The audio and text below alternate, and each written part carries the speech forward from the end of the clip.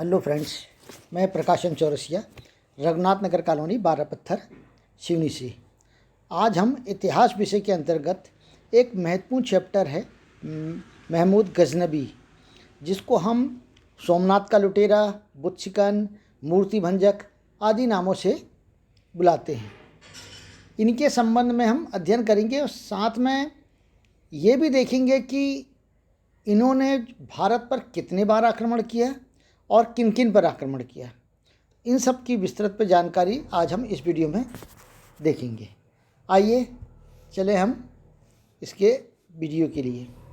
सबसे पहले देख लें कि इनके द्वारा जो सोमनाथ के मंदिर को विध्वंस किया गया था, उसमें यहाँ पर जो दो चित्र बने हैं, एक 1947 के पहले अर्थात जब विध्वंस किया गया था उस समय की जो ये सोमनाथ का जो मंदिर था उसका चित्र है, और उसी के नीचे ये जो दूसरा चित्र दिख रहा है ये सोमनाथ के मंदिर का वर्तमान का चित्र है, जो 1947 के बाद बनाया गया है। और इसको बनाने में भारत के जो गृह मंत्री हैं सरदार वल्लभ भाई पटेल, उनका महत्वपूर्ण रोल रहा है। और तत्कालीन राष्ट्रपति डॉक्टर शंकर दयाल शर्मा ने 1 दिसंबर 1995 को इसे राष्ट्र को समर्पित किया था। ये दोनों चित्र आपके सामने प्रस्तुत हैं। इसके बाद अब हम देखेंगे इसके वर्तमान का जो चित्र है, वो चित्र आपको देखने को मिल जाएगा कि वर्तमान में उसका स्वरूप क्या है। अब ये विशाल और भव्य मंदिर आज हमारे सामने हैं, लेकिन इसके पहले ये ऐसा नहीं था। इसका कैसा मैंने आपको चित्र बताया। आगे अब हम इसके संबंध में विस्तृत अध्ययन करेंगे।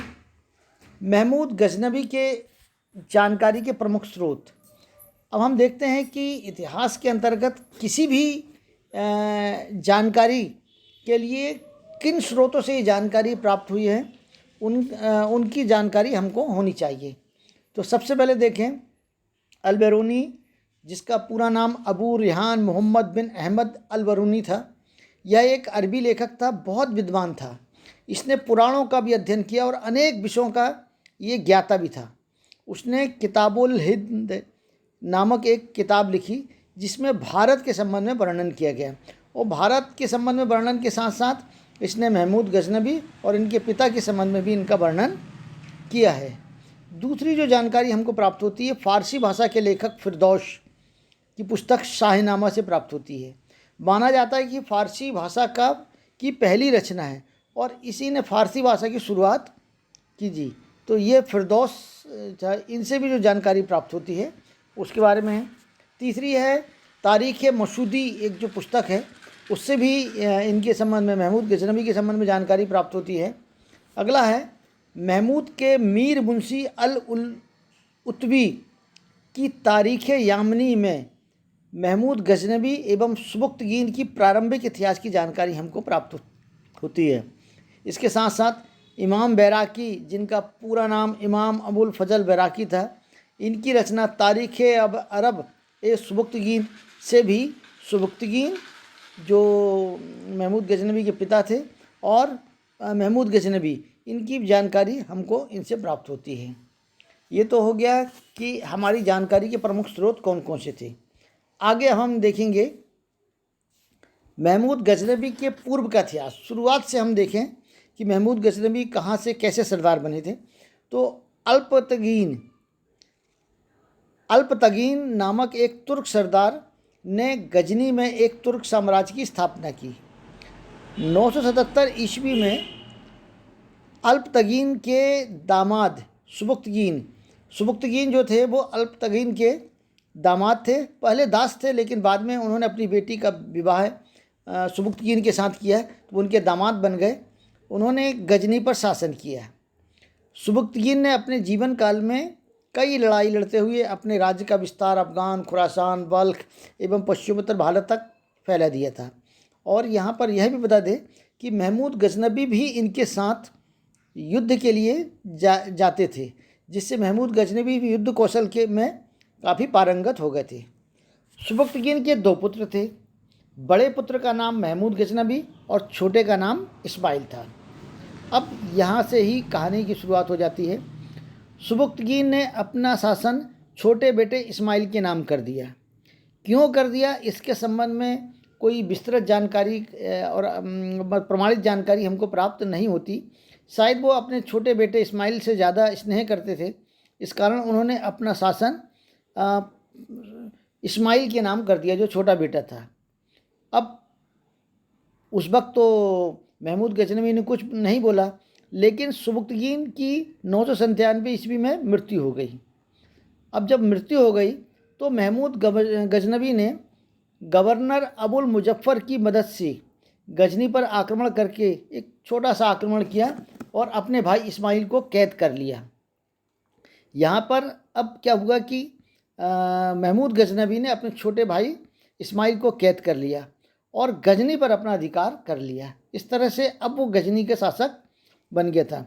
और जिस समय उसने ये अधिकार किया था उस समय उसकी आयु 27 वर्ष की थी। अब वह गजनी का एक पूर्ण रूपेण स्वतंत्र शासक बन गया था। और महमूद गजनवी के संबंध में यह है कि एक क्रूर एवं कट्टर शासक था। तो ये इनकी प्रारंभिक जानकारी। और इनका जो भाई था इस्माइल, उसकी कैद में ही अंत में मृत्यु हो गई। आगे अब हम देखेंगे महमूद गजनवी के संबंध में थोड़ी सी जानकारी देख ले। महमूद गजनवी का पूरा नाम यामीन उद दौलाह अब्दुल काशिम महमूद इब्न सुबुक्तगीन था, अर्थात बहुत बड़ा नाम है, लेकिन संक्षेप में हम इनको महमूद गजनवी के नाम से ही जानते हैं। इनका जन्म 1 नवंबर 971 को गजनी में हुआ था। महमूद गजनवी की माँ जुबलिस्तान के शासक की पुत्री थी। इस कारण महमूद गजनवी को जुबली का महमूद भी कहते हैं। ये एक और नाम था और कई बार परीक्षा में पूछा गया कि जुबली का महमूद किसे कहा गया है, तो जुबली का महमूद महमूद गजनवी को कहा गया। और क्यों कहा गया है, क्योंकि इनकी जो माता थी वो जुबलिस्तान के जो शासक थे उनकी पुत्री थी। तीसरा नंबर देखें हम तो महमूद गजनवी को सुल्तान की उपाधि से भी नवाजा गया था। माना जाता है कि ये पहला शासक था जिसे सुल्तान की उपाधि मिली थी। अगला है बगदाद के खलीफा अल कादिर बिल्लाह द्वारा यामिन उल मिल्लाह की उपाधि से भी उनको नवाजा गया। और इसका अर्थ होता है इस्लाम का रक्षक। अर्थात बगदाद के जो खलीफा थे, जो नाम मात्र के खलीफा थे, उन्होंने महमूद गजनवी को इस्लाम का रक्षक के रूप में उपाधि से नवाजा था। इसके अतिरिक्त महमूद गजनवी के पास बहुत सारी उपाधियाँ थी। इसमें गाजी, इस्लाम आजम, यामिन उल दौला आदि उपाधि से भी इनको नवाजा गया था। इसके साथ साथ महमूद गजनवी के संबंध में मूर्ति भंजक अर्थात बुत शिकन भी कहा गया है। बुत शिकन का अर्थ होता है मूर्ति को तोड़ने वाला, बुत को तोड़ने वाला, क्योंकि इन्होंने हिंदू देवी देवताओं की अनेक मूर्तियों को तोड़ा था। इसलिए हिंदुओं के लिए एक ये खलनायक के रूप में, दुष्ट नायक के रूप में थे। अर्थात इसे लुटेरे और आक्रांता के रूप में हिंदुस्तान के इतिहास में माना गया है। लेकिन अगर हम गजनी के उसमें देखें तो गजनी के मान से ये एक वहाँ का बहुत बढ़िया शासक था, क्योंकि यहाँ से जो संपत्ति लूट कर ले गया उसने गजनी पर ही उपयोग किया था। आगे अब हम देखेंगे महमूद गजनवी के समय में भारत की स्थिति। अर्थात महमूद गजनवी को इतनी भारी सफलता क्यों मिल गई थी, इसके महत्वपूर्ण कारण जो देखें अपन। सबसे पहले देखिए राजनीतिक स्थिति। जब महमूद गजनवी ने भारत पर आक्रमण किया था तो उस समय भारत की राजनीतिक स्थिति क्या थी। इस समय भारत छोटे छोटे राज्यों में बटा हुआ था तथा राज्यों में आपसी एकता का अभाव था और राजा एक दूसरे पर आक्रमण करते रहते थे। और एक दूसरे पर आक्रमण करने के कारण उनकी शक्ति वैसे ही कम रहती थी और शक्तिहीन होते थे, ज़्यादा वो शक्तिशाली नहीं हो पाती थी। दूसरी, अगर हम यहाँ की सामाजिक स्थिति का देखें तो इस समय भारत में ब्राह्मण, क्षत्रिय, वैश्य और शूद्र वर्ण की व्यवस्था थी, अर्थात 4 वर्ण थी। तथा वर्ण व्यवस्था के साथ ही यहाँ पर जाति व्यवस्था भी थी। ब्राह्मण वर्ग, क्षत्रिय वर्ग, वैश्य और शूद्र तो ये वर्ण थे, लेकिन हर वर्ण में और बहुत सारी जातियाँ थी। और यही जो थी, जो भारत मतलब एक नहीं होने देती थी। एक जाति दूसरी जाति को निम्न समझती थी। इसके अतिरिक्त एक और अंत्य वर्ग था। इन चारों वर्णों के अतिरिक्त एक और अंत वर्ग था जिसे ग्राम में प्रवेश का अधिकार भी नहीं था। वो बिल्कुल तुच्छ और अलग माना जाता था। उसमें वो ग्राम के बाहर ही रहते थे। अगर उनको ग्राम में भी प्रवेश करना है तो उन्हें इजाज़त लेनी पड़ती थी।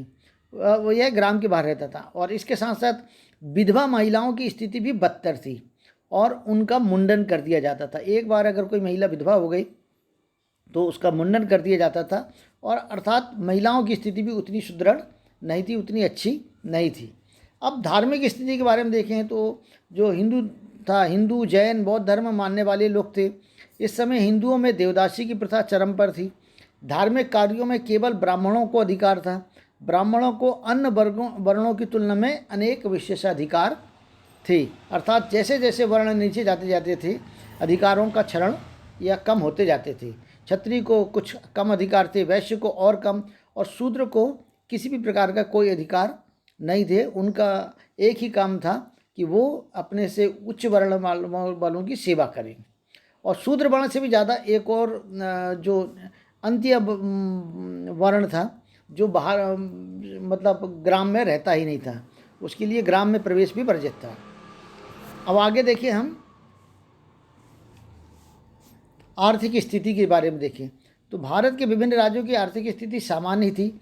हिंदू मंदिरों में धार्मिक आस्था के कारण बहुत सारा धन था। अर्थात लोग जिसकी मान्यता पूरी होती थी वह हिंदू वो मंदिरों में जाके धन अर्पण करते थे।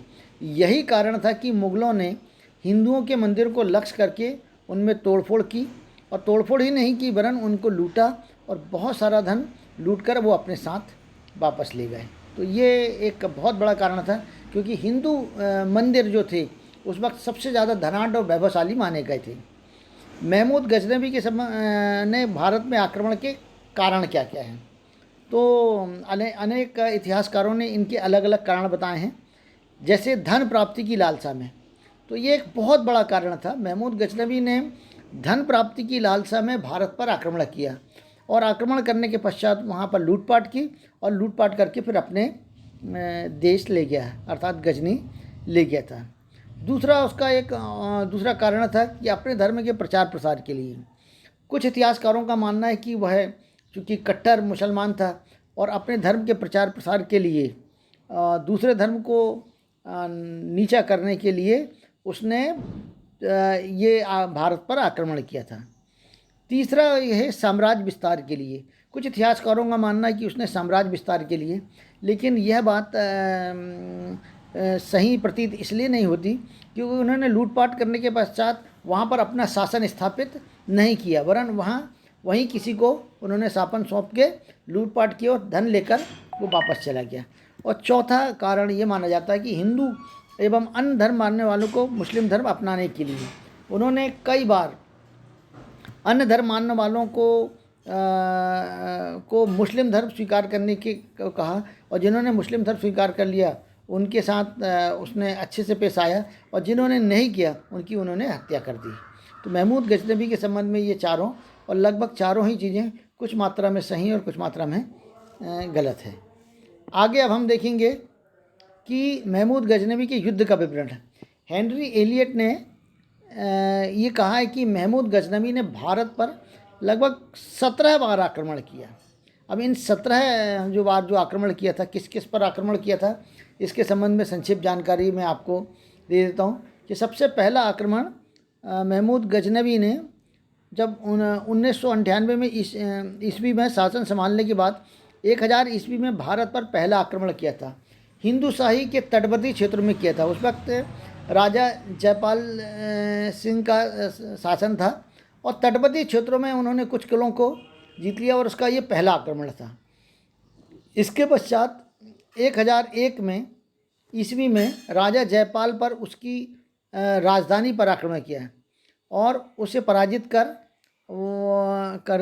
उसने पराजित कर दिया। इस पर राजा जयपाल ने अपनी मुक्ति के लिए, जब राजा जयपाल पराजित हो गया तो उसको कैद कर लिया, तो अपनी मुक्ति के लिए राजा जयपाल ने उसको बहुत सारा धन दिया। महमूद गजनबी धन को लेकर वहाँ से चला गया, लेकिन जयपाल हार कर इस अपमान को सहन नहीं कर पाया और उसने आत्महत्या कर ली। तो ये एक महत्वपूर्ण फैक्टर था। इसके पश्चात तीसरा जो उन्होंने आक्रमण किया, भेरा के राजा बाजीराव, कुछ उसमें बजरा करके लिखा है और कहा जाता है कि ये बाजीराव करके थे।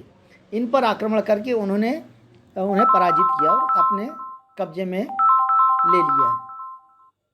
इसके पश्चात 1004 ईस्वी में मुल्तान के राजा फतेह दाऊद पर आक्रमण कर उसे पराजित किया और सुखपाल सेवकपाल, जिसने मुस्लिम धर्म स्वीकार कर लिया था और उसका नाम अब नौशा शाह हो गया था, उसने उसको मुल्तान की गद्दी सौंप दी। अब देखिएगा यहाँ पर जो एक पॉइंट था कि जिसने मुस्लिम धर्म स्वीकार कर लिया उसको छोड़ देता था, तो सुखपाल जो सेवकपाल था उसने मुस्लिम धर्म स्वीकार कर लिया था, तो उसका नाम नौशा शाह हो गया था, तो उसको उन्हें मुल्तान की गद्दी सौंप दी थी। इसके पश्चात सुखपाल नौशा शाह जो था पुनः हिंदू धर्म स्वीकार कर लेता है और विद्रोह करता है। इस कारण महमूद गजनबी उस पर आक्रमण करता है, उसे पराजित कर देता है। इस तरह से उसका ये 5वां पुनः युद्ध होता है, आक्रमण करता है। 6वां अगर देखें 1008 ईस्वी में आनंद पाल की संयुक्त सेना, आनंद पाल और अन्य राजाओं की सेना पर आक्रमण करता है, किंतु आनंद पाल के जो एक हाथी होता है वो पागल हो जाता है और आनंद पाल की ही सेना के ऊपर दौड़ पड़ता है, उन्हें मारने लगता है। इससे आनंद पाल की जो सेना होती है वो पूरी छिन्न भिन्न हो जाती है और महमूद गजनबी की इसमें विजय हो जाती है। अगर उसका हाथी पागल नहीं होता तो शायद महमूद गजनबी की यहाँ पर हार होती, लेकिन आनंद पाल की जो सेना है वो अपने हाथी के कारण ही तितर बितर हो जाती है और महमूद गजनबी को जीत मिल जाती है और महमूद गजनबी उसके राज में बहुत लूटपाट करते हैं और ढेर सारा धन उसको यहाँ से प्राप्त होता है। उसके पश्चात 1009 ईस्वी में नगरकोट, कांगड़ा एवं ज्वाला देवी मंदिर पर आक्रमण करके वहाँ भी नरसंहार करता है और लूटपाट करता है। उसको मालूम रहता है कि ये मंदिर वगैरह जो हैं यहाँ पर ढेर सारा धन एकत्रित मिलता है जो लोग अर्पण करते हैं, तो वहाँ पर भी लूटपाट करता है। उसके बाद मुल्तान पर आक्रमण कर फतेह दाऊद को बंदी बना लेता है। फतेह दाऊद को पहले आक्रमण करता है जो, लेकिन उसको उस वक्त छोड़ देता है, लेकिन अब उसको पुनः बंदी बना लेता है और फिर अंत तक की वह बंदी ही रहता है। उसके पश्चात 1012 ईस्वी में थानेश्वर पर आक्रमण करके थानेश्वर एवं वहाँ के चक्रस्वामी मंदिर पर वह लूटपाट करता है। इसके बाद 10वां जो आक्रमण करता है वो त्रिलोचन पाल पर आक्रमण कर उसे पराजित करता है और वह भागकर कश्मीर में शरण ले लेता है। तो इस तरह से इसके 10 ये हो गए थे। आगे हम देखेंगे 11वें नंबर पे 1015 ईस्वी में लाहौर एवं कश्मीर पर आक्रमण करता है और वहाँ पर लोहार वंश के शासक रानी दिदा, यहाँ दिला लिखा है, दिदा से युद्ध होता है, किंतु कश्मीर में मौसम खराब होने के कारण उसका अभियान असफल हो जाता है। उसके बाद 12वां मथुरा में वृंदावन पर आक्रमण कर उस समय कलचुरी वंश के राजा कोक्कल को पराजित कर वहाँ से भी बहुत लूटपाट करता है।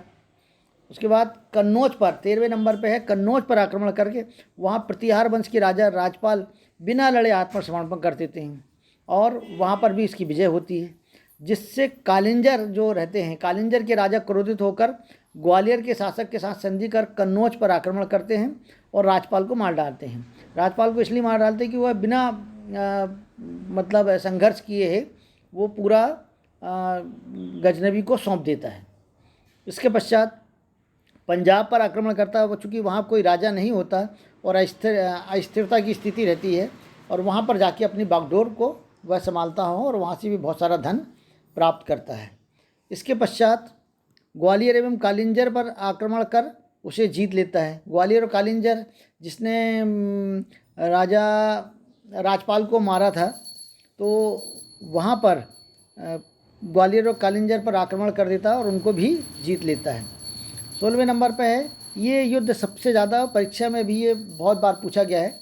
महमूद गजनबी 1025 ईस्वी में, अर्थात कहीं जगह 1024 भी लिखा है, लेकिन 1024 और 25 ईस्वी में सोमनाथ के मंदिर पर आक्रमण कर देता है और वहाँ से बहुत अधिक लूटपाट करते हुए ज्योतिर्लिंग को तोड़ डालता है। जो 12 ज्योतिर्लिंग है उनमें से पहला ज्योतिर्लिंग जो माना जाता है उसको वह तोड़ देता है और वहाँ भारी नरसंहार करता है।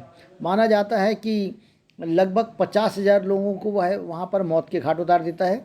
और वो लोग होते हैं, वो निहत्थे होते हैं जो यहाँ पर दर्शन के लिए आते हैं या वहाँ पर सेवक के रूप में वहाँ रहते हैं। और वहाँ के पत्थरों के टुकड़ों को गजनी अपने साथ लेके जाता है, वहाँ के द्वार को भी अपने साथ लेके जाता है। और जो पत्थर रहते हैं गजनी, उनको गजनी की नई जामा मस्जिद की सीढ़ियों पर उनके टुकड़ों को लगवा देता है। और वहाँ पर जो गेट रहता है, कहते हैं जो सोमनाथ का जो गेट होता है उसे भी ले आकर वो वहाँ की मस्जिद पर लगवा देते हैं। तो ये जो है परीक्षा के दृष्टिकोण से महत्वपूर्ण और अत्यंत है, और यही कारण है कि उसे लुटेरा और आक्रांता कहा गया, क्योंकि बहुत सारे लोगों की उन्होंने यहाँ पर हत्या की थी। इसके पश्चात महमूद गजनवी को जाट बहुत परेशान करते हैं, अतः उनसे युद्ध होता है और उन्हें वह दूर तक खदेड़ देता है। इस तरह से उसकी जो 17 बार जो उन्होंने आक्रमण किया था उसका विवरण है। 30 अप्रैल 1030 ईस्वी पर महमूद गजनवी की मृत्यु हो जाती है। माना यह जाता है कि शायद उसे तपेदिक या मलेरिया हो गया था और मलेरिया से ही उसकी मृत्यु हो जाती है, और उसका मकबरा अफ़गानिस्तान की गजनी में आज भी स्थित है। इस तरह से हमने महमूद गजनवी जो एक लुटेरा कहा गया है, जिसे मूर्ति भंजक भी कहा है, उसके संबंध में हमने इस वीडियो में अध्ययन किया। आशा है कि आपको ये पसंद आया होगा, और पसंद आए तो लाइक करिएगा, सब्सक्राइब करिएगा, ताकि आने वाले जो अन्य वीडियो आपको सहजता से प्राप्त हो जाएं। धन्यवाद।